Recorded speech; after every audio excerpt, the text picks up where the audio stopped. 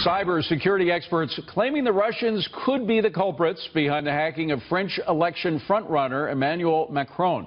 The alleged hackers targeted the Macron campaign as early as December in an effort to destroy a pro-West, pro-European candidate. Joining me now is Fox News strategic analyst Lieutenant Colonel Ralph Peters. Well, if that's true, Colonel, and it probably is, that the Russians tried to mess him up, they failed miserably. The guy beat out Le Pen. He's going to be running. He probably is going to be winning. So what did they do wrong?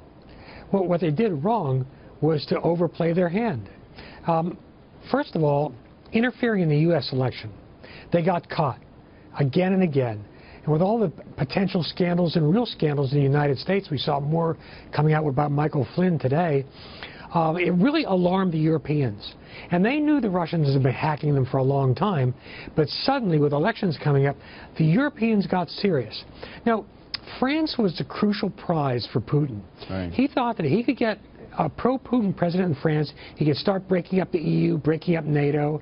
And the poetic justice in this, that of the 11 candidates running, 4 of the top 5 were pro-Putin, lift sanctions, but Putin overplayed his hands so dramatically, and by the way, with money as well, with propaganda, with fake news, and it just backfired on him. And as you've observed, David, the one candidate who is pro-West, pro-NATO, pro-EU, pro-capitalism, pro-West, is a guy who is going to be France's next president. Well, very quickly, because I want to go to Turkey after this, but he only has about a week and a half, Putin does, to try to continue to work against Macron. Now that we are focused on what he is doing, will he have any effect at all in preventing him from becoming president, or will he try even?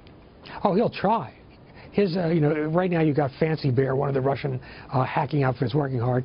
But what I expect to see across the next couple of weeks is some big, huge fake news revelation about Macron, because Putin is really furious. Remember, David, Putin's been winning for a very long time, and just in the last month or 6 weeks, he's taken one setback after another, whether it's cruise missiles in Syria, or the Trump administration refusing to let ExxonMobil bail out the Russian economy, essentially. Right.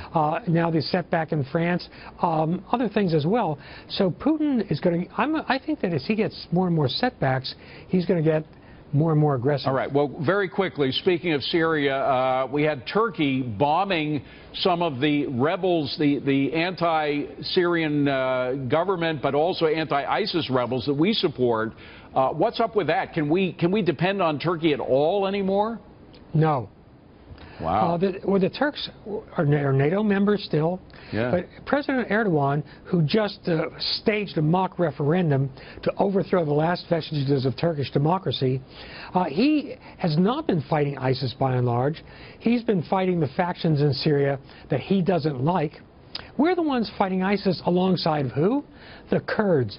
The best allies we have had in both Iraq and Syria have been the Kurds, hands down. They're tough fighters, and they are fighting ISIS, and they're doing it not only for themselves, but to please us.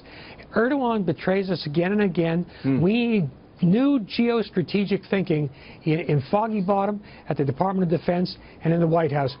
Erdogan is a menace, not a help. Wow, that's going to cause big problems. We have an air base there. They're, as you mentioned, a part of NATO, et cetera. But we'll have to. We're addicted to that air base, and it's skewing our policy. We'll have to rethink Turkey coming up. Lieutenant Colonel Ralph Peters, great to see you, sir. Thank you for being here. Appreciate it. Well.